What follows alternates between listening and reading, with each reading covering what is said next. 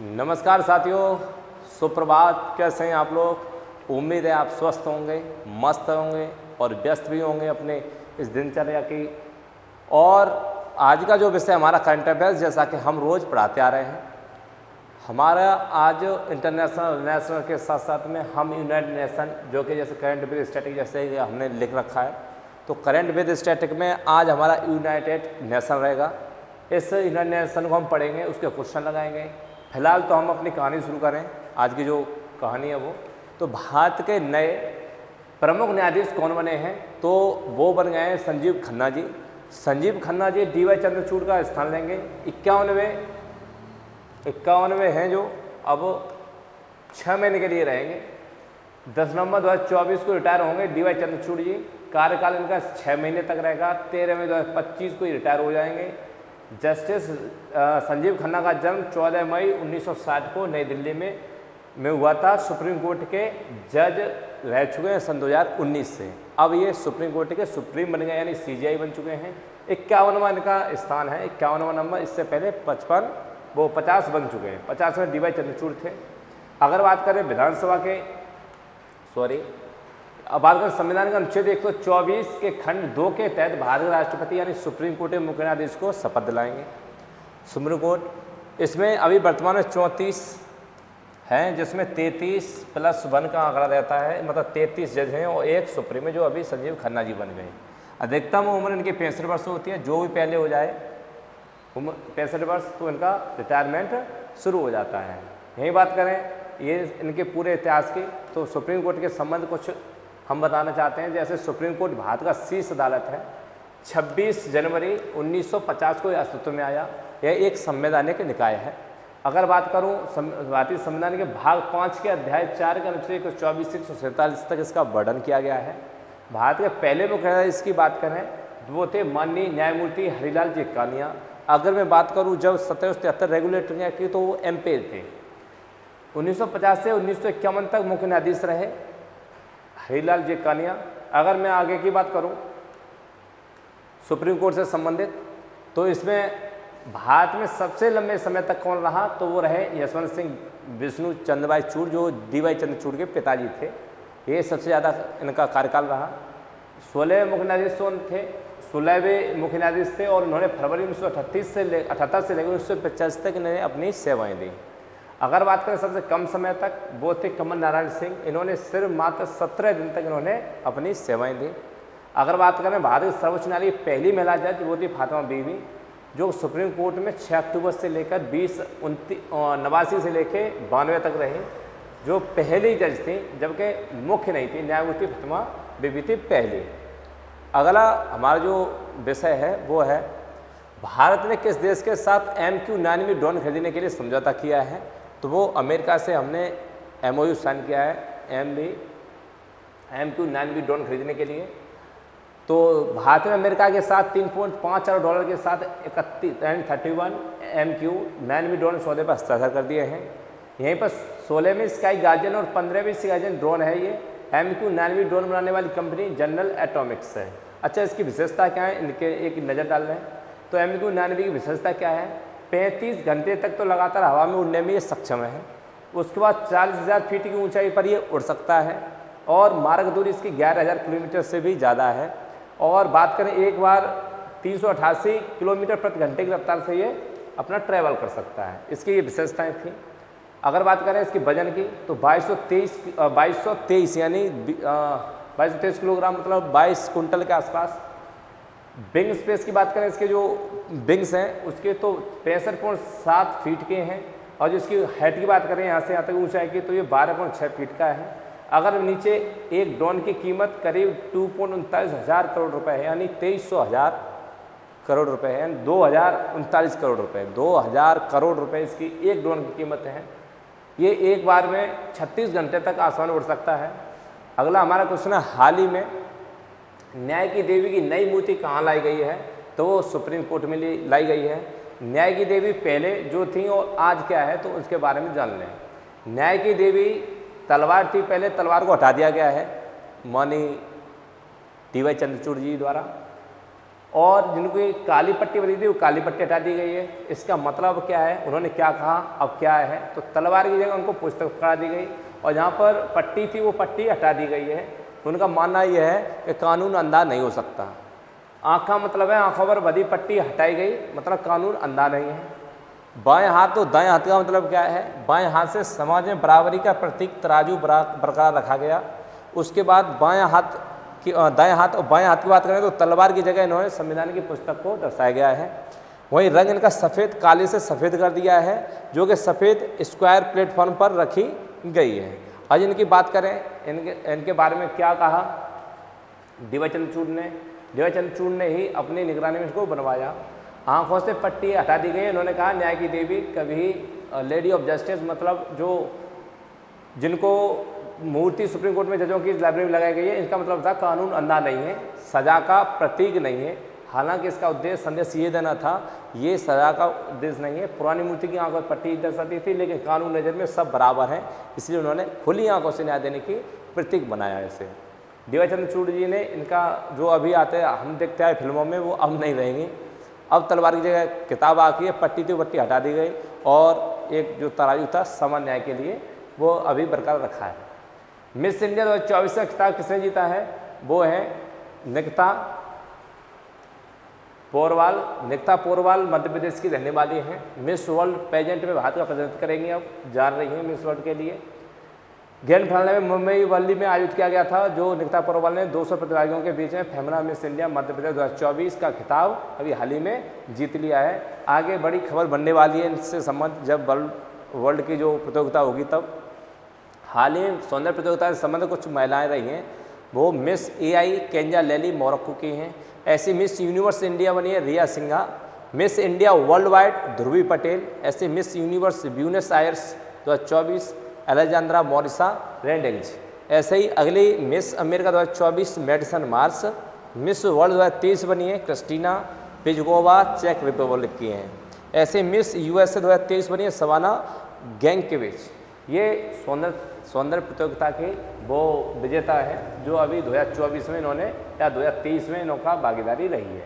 अभी भारत की तरफ से कितनी मिस यूनिवर्स बन चुके हैं, वो 1994 सुषमा सेन जो पहली थी भारत से बनने वाली वो थी मिस यूनिवर्स यानी ब्रह्मांड सुंदरी। सन 2011 में लारा दत्ता, ये भी दूसरी मिस यूनिवर्स थी यानी ब्रह्मांड सुंदरी। और तीसरी 2021 हन्ना संधू भारत की तीसरी मिस यूनिवर्स बन चुकी हैं। तो 3 तो मिस यूनिवर्स हमारे भारत से रह चुके हैं। हाल ही में किस भारतीय को ICC हॉल ऑफ फेम में शामिल किया गया है, तो हॉल ऑफ फेम में शामिल किया गया है नीतू डेविड को। अब ये हैं कौन, इनके बारे में मालूम।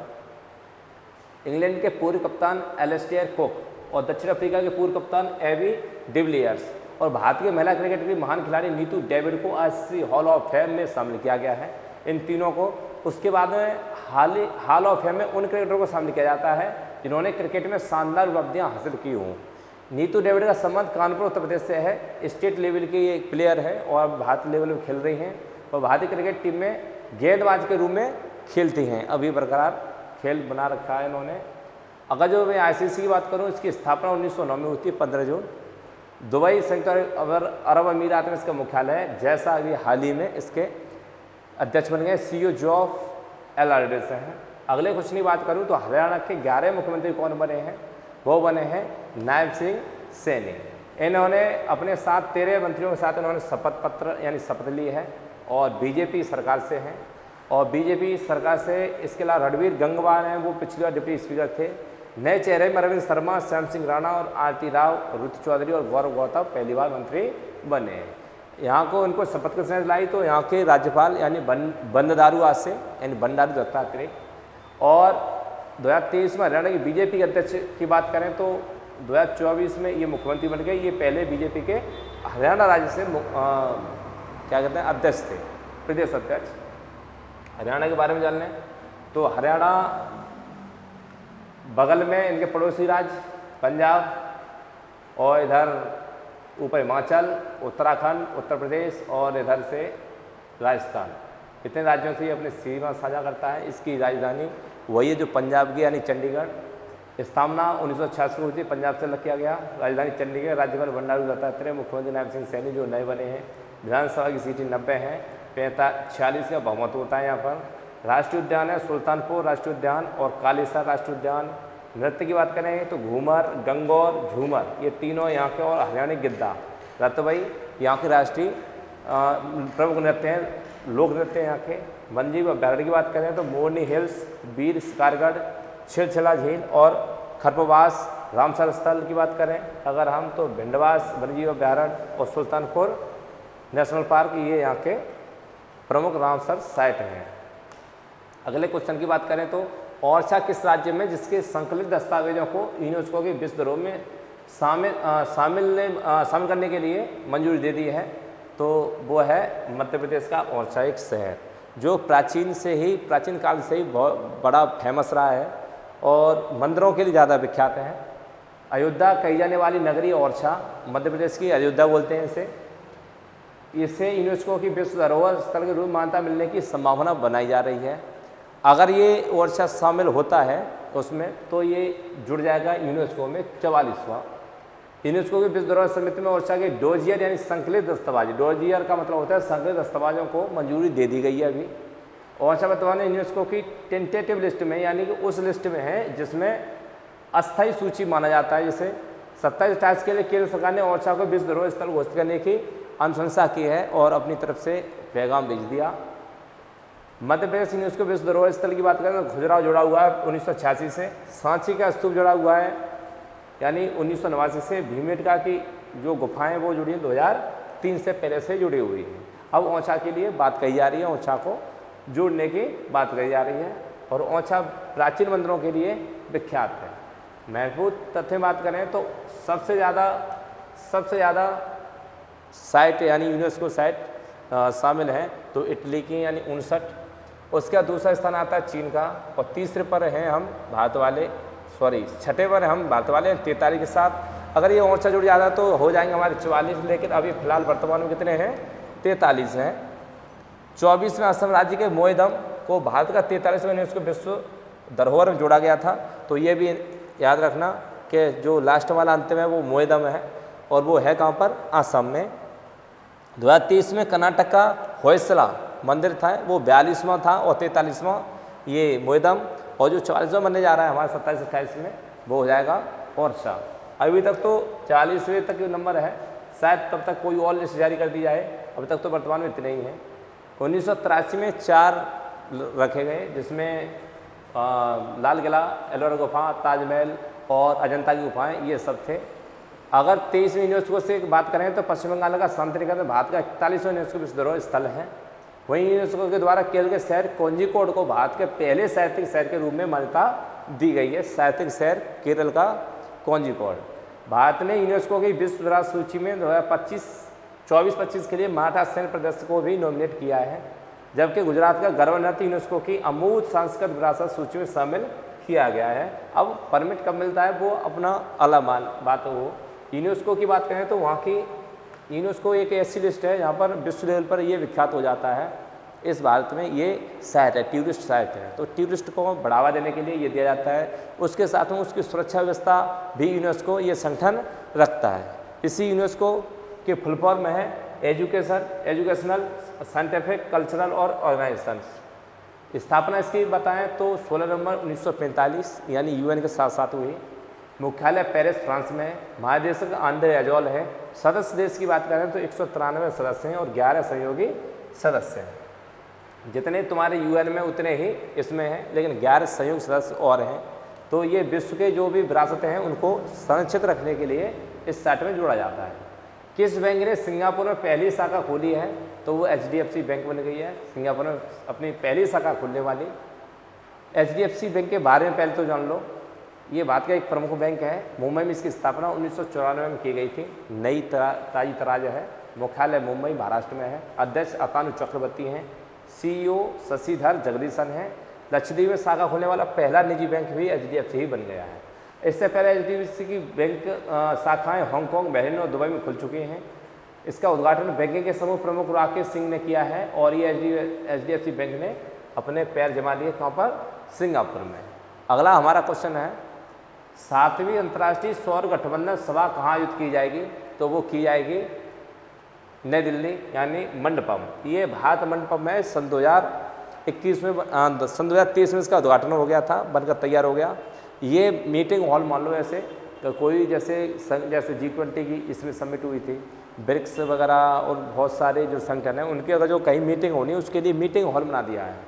अब बाहर के प्रतिनिधियों को जाकर, अब ऐसा तो है नहीं कि संसद में जाकर बैठा दो उनको, तो उनके लिए भारत मंडपम उन मीटिंग्स के लिए बनाया गया है ये। और ISA की बात कर लें तो ये गुरुग्राम में एक संगठन है, जैसे हमने WHO WTO वगैरह ऑर्गेनाइजेशन समझे ना, ऐसे ही सोलर से संबंधित मोदी जी ने ISA गुरुग्राम में ये स्थापना कर दी फ्रांस के साथ मिलकर। तो सौर ये गठबंधन बनाया तो फ्रांस के साथ मिलकर भारत ने। अब इसकी संख्या सदस्य देशों की संख्या 120 देश हो गए हैं। ISA की महानिदेशक हैं अजय माथुर, इसका मुख्यालय गुरुग्राम में। इनका मोदी जी का मानना यह था जैसे भारत में रात हो जाती है तो अफ्रीका में दिन होगा, तो अफ्रीका से दिन से लाट हम ले लिए जाएँ, जब हमारे यहाँ दिन हो तो हमसे उनको रात में दे दिया जाए, तो दिन और रात बिजली बनी रहेगी। ये इनका विचार था। आगे आगे 2028-30 तक देखो क्या होता है, विचार तो बनाए हैं। अब प्रमुख स्टैचू की बात कर लें। Statue of social justice doctor BR Ambedkar Vijayawada Andhra Pradesh में है। स्टैचू ऑफ इक्वलिटी कहाँ पर है? तो डॉक्टर BR अम्बेडकर का है, ये मैरीलैंड अमेरिका में बनाया गया। स्टैचू ऑफ इक्वलिटी की बात करें तो रामनगराचार्य हैदराबाद में बना हुआ है। स्टैचू ऑफ वननेस की बात करें तो आदि गुरु शंकराचार्य अंकुरेश्वर मध्य प्रदेश में। यही स्टैचू ऑफ प्रॉस्पेरिटी की बात करें तो नंदप्रभु कैंपेगौड़ा बेंगलुरु यानी कर्नाटक। वहीं स्टैचू ऑफ नॉलेज की बात करें तो भीमराव अम्बेडकर लातूर में। ऐसे ही स्टैचू ऑफ विजय वल्लभ सुरेश्वर जी महाराज की बात करें तो पाली राजस्थान में। वहीं स्टैचू ऑफ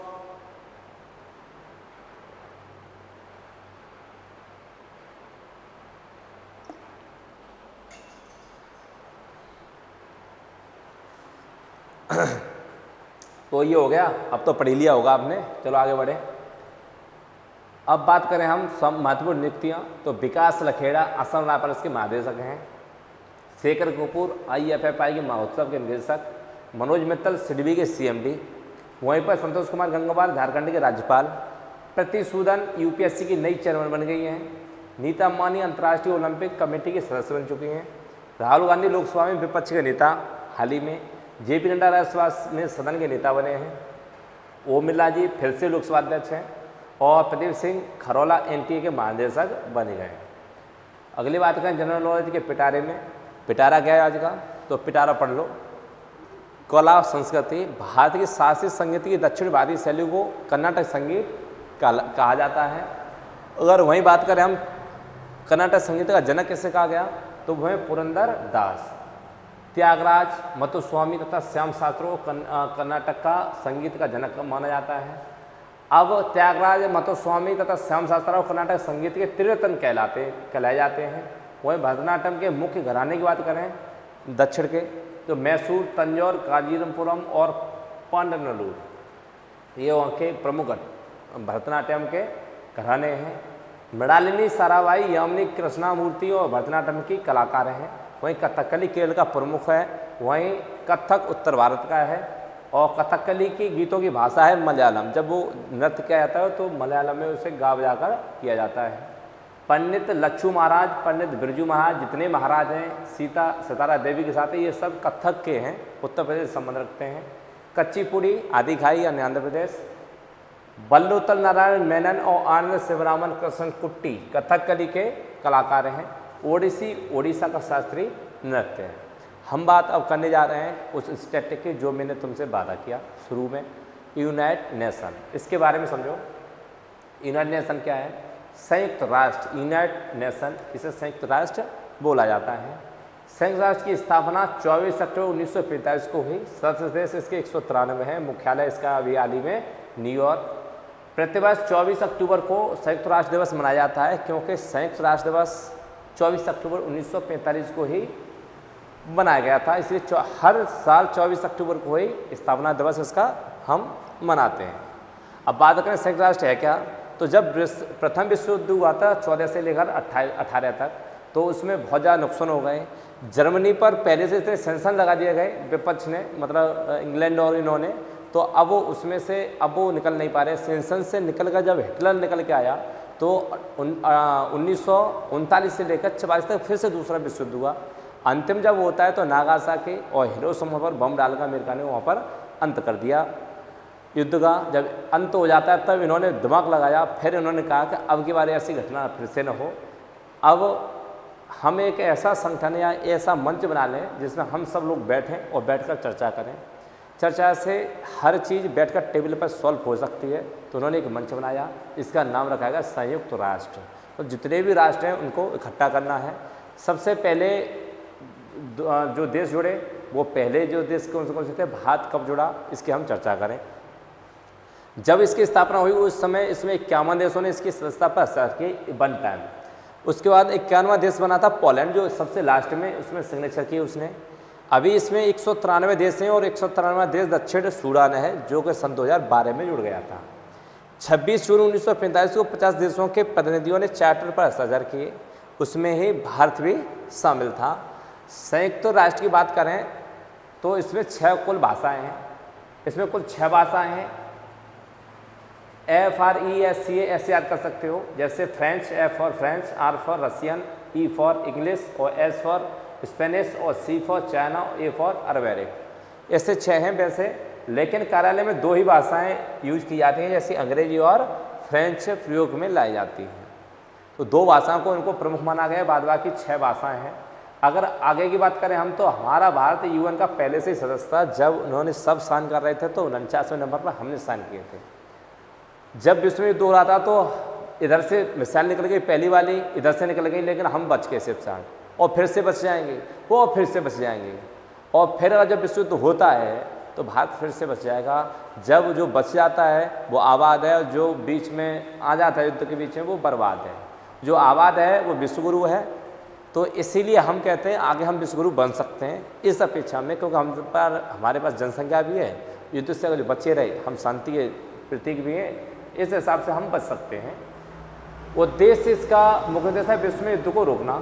शुरुआत है जो 1940 तक 44 तक जो युद्ध हुआ, मान लो 14 से 18 है, फिर 40 से 44 तक जो ज्वाला जली, उस ज्वाला को शांत करने के लिए इसे बनाया गया।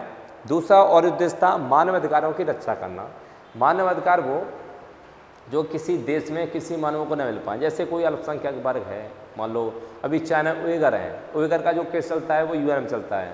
अभी किसी देश में आपस में कुछ झगड़ा हो जाता है, उसको सुलझाना इस UN का काम होता है। तो ह्यूमन राइट्स का भी काम किसका है, मानव अधिकार का भी काम किसका है, UN का है। अंतर्राष्ट्रीय कानून को बनाए रखना। अंतर्राष्ट्रीय कानून होते हैं जैसे सेंसन नाम की चीज़ आपने सुनी होगी, आए दिन अमेरिका सेंसन लगा देता है। उन सेंसनों से बचने के लिए भी UN पर आप कार्रवाई कर सकते हैं। जैसे हमको कहीं किसी देश से उड़कर निकल के जाना है तो उस देश से हमें परमिशन वो मना नहीं कर सकता, और जब वो मना करता है तो हम कहाँ शिकायत करते हैं, UN में। फिर हमारी कंडीशन वो भी बना देगा, भाई तुम्हारे निकलने दो, इसके बाद तुम भी निकलने दो। तो ये पंच है एक तरह का, कि ये मंच नहीं पंच है इस देश का, इस राष्ट्र का, सब राष्ट्रों का। तो अंतर्राष्ट्रीय कानून को बनाए रखने का भी काम यही करता है। सामाजिक और आर्थिक विकास करना। सामाजिक आर्थिक विकास जैसे कि आर्थिक में जैसे उद्योग जगत, किसी देश में कोई व्यापार से लेकर संबंधी व्यवस्था है। सामाजिक का मतलब है देशों में भाईचारा बना रहे, उन देशों में शांति बनी रहे। तो सामाजिक और आर्थिक का काम करना, ये इसके उद्देश्य थे। अगला काम था लोगों के जीवन स्तर को सुधारना। जैसे कई अफ्रीकी देश हैं और कई देश हैं भुखमरी से जूझ रहे हैं, उनको एक सरल रास्ता निकालना और उनको देना। बीमारियों को दूर करना, जैसे अभी कोरोना चला, बहुत ज़्यादा प्रभावित रहा, तो यहाँ पर एक्टिव रहा ये, तो इसके अंग ही मान लो WHO, WTO वगैरह जितने संगठन हैं वो इसके अंग ही मान लो एक तरह से। तो उनके द्वारा बहुत बड़ा अच्छे से प्रयोग किया गया दवाओं का, जगह जगह दवाएं पहुंचाई गई, जहाँ जैसी व्यवस्था बनी वैसी कराई गई। लेकिन सवाल हमारा यहाँ उठता है कि ये सब मुफ्त दे रहा है, समाज सेवा, आर्थिक स्थिति, समाज सुधार, दवाइयाँ, बीमारियों को दूर करना, एक दूसरे से बचना। लेकिन आप पूछ सकते हो इतना सब कुछ करेगा कैसे, बिना पैसे के तो कुछ होता नहीं। लेकिन बात यही है पैसे से, तो पैसा इनके पास बहुत है। पैसे बहुत कैसे है, क्योंकि इन्होंने एक टीम बनाई 193 देशों की, 193 देश भी इसमें पैसा जमा करेंगे, चंदा। अब इसमें क्या हर देश इन्हें सेना देगा, तब तो इनकी खुद की सेना बनेगी। अब ऐसे ही मान लो भारत कहीं नहीं है, लेकिन भारत पूरा है, राज्यों का समूह है, राज्यों का संघ क्या है? भारत है, भारत एक राज्यों का संघ है।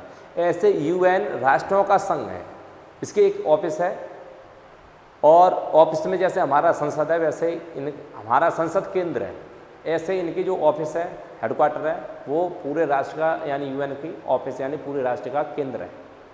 अभी ये पैसा कहाँ से लेगा? तो सबसे पैसे डिमांड करता है, जैसी जैसी इकोनॉमी जिसकी जैसी है उस हिसाब से पैसे यहाँ पर जमा करने होंगे।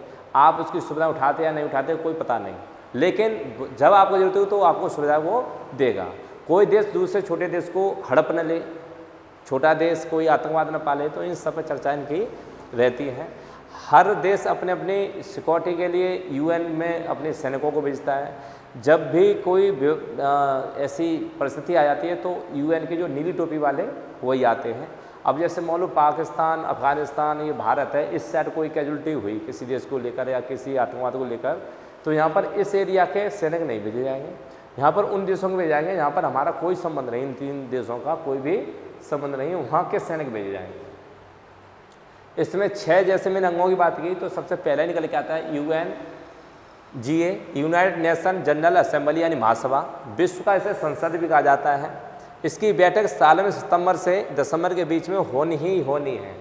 एक बार 193 देशों के मुखिया यहाँ पर आकर बैठेंगे, अपने एक टेबल पर बैठकर सब अपने मन रखेंगे, क्या क्या समस्याएं वो अपने रखेंगे।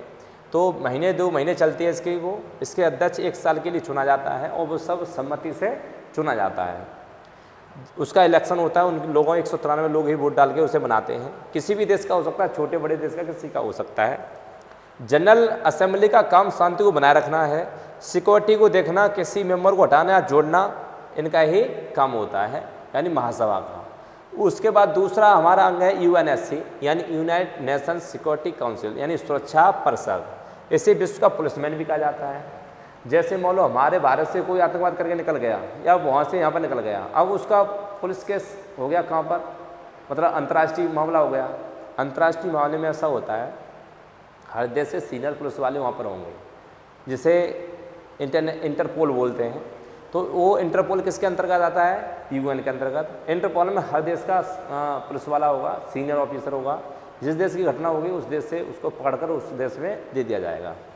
इसमें कुल 15 लोग होते हैं UNSC में, 5 पूर्ण यानी स्थायी और 10 अस्थायी हैं, और जो 10 हैं वो 2 वर्ष के लिए बनेंगे, जैसे भारत ही बनेगा। अब उसका डिजिट चलता है, 10 इस 2 साल के लिए, अगले 2 साल के लिए, फिर 10 आएंगे अगले 2 साल के लिए, ऐसे चलते हैं। लेकिन जो पूर्ण या स्थायी वो 5 हैं। 5 में जैसे अमेरिका, रूस, ब्रिटेन, जो चीन है वो भारतीय जगह पर बैठा है। एक टाइम था नेहरू जी गए तो हो सकता है आर्थिक स्थिति हमारी गड़बड़ हो तो हम छोड़ के चले आए, इस ऑफ़र को आया था भारत के लिए ऑफ़र, क्योंकि जनसंख्या थी, अंग्रेजों का गुट था ये सब, तो फिर इस हिसाब से हम छोड़ के चले आए। लेकिन चीन ने उस चीज़ को ले लिया। आज उस चीज़ का फ़ायदा है। फ़ायदा क्या है कि ये लोग वीटो कर सकते हैं। जैसे मान लो किसी देश के लिए या किसी इंटरनेशनल कोई कानून बन रहा है, उसमें कानून नहीं पसंद आ रहा है, तो इन 5 लोगों में से कोई एक भी मना कर देता है तो उस कानून को कैंसिल माना जाएगा। ये वीटो पावर इनके पास में, ये 5 हैं। वीटो का मतलब ये होता है मना करना। मना करने की शक्ति चीन के पास है, अगर भारत के पास होती तो हम चीन से बहुत ऊपर होते। ऊपर क्या है कि जब इंटरनेशनल कोई सेंसन नहीं लगता। संयुक्त राष्ट्र की बात करें, UN सेक्रेटरी की, तो ये सचिवालय है, अध्यक्ष के महासचिव होते हैं, और ये सेक्रेटरी जनरल ये 5 साल के लिए चुने जाते हैं। इनको नियुक्त महासभा जनरल असेंबली करती है सुरक्षा परिषद सिक्योरिटी काउंसिल की सलाह पर। जैसे हमारे यहाँ पर अध्यक्ष की सलाह पर प्रधानमंत्री को नियुक्त किया जाता है राष्ट्रपति के द्वारा, वैसे ही यहाँ पर सिक्योरिटी जो काउंसिल है जनरल असेंबली के अध्यक्ष को सलाह पर जनरल असेंबली उनको चुन देती है, सचिव को। सचिवालय के महासचिव यानी secretary general of chief administration office भी इसे कहा जाता है। महासचिव भी UN की तरफ से किसी चर्चा पर बोलते हैं, इसीलिए इसको डिफेक्टिव स्पोकन पर्सन भी कहा जाता है। अगर बात करूं सचिवालय में अब तक कितने बन चुके हैं, तो 9 हैं, और वो 9वें हैं वो एंटोनियो गुटेरस हैं। पहले कौन बने थे 1945 में, तो वो थे महासचिव ट्रेंगविली, और अब कौन है तो वो है एंटोनियो गुटेरस। ठीक है, किसी स्थायी देश का ये नहीं बन सकता, जो भी अध्यक्ष बनेगा वो किसी स्थायी देश का नहीं बनेगा, जैसे अमेरिका, रूस, चीन, इनका नहीं बनेगा। बाकी छोटे से बड़े कोई भी देश हो सकता है, उनके बनते हैं। यूएन ट्रस्टीशिप काउंसिल यानी प्रन्यास परिषद की बात करें तो 1954 के बाद से बंद हो चुकी है। इसका काम था कि जो छोटे देश हैं तथा उनके विकास का काम विकसित देशों को दिया जाता था। विकसित देशों को दिया जाता था, इससे ये बंद इसलिए कर दिया गया, जैसे विकसित देश मान लो जैसे अमेरिका को कोई देश सौंप दिया विकास करने के लिए, मान लो भूटान नेपाल जा दिया तो उसने कब्जा ही कर लिया। जापान सौंप दिया, जापान कब्जा कर लिया। चीन को अभी कोई देश सौंप दो तो चीन सबसे पहले कब्जा कर लेगा। मान लो जैसे श्रीलंका का एक हमनटोटा द्वीप वो था, वो कर लिया।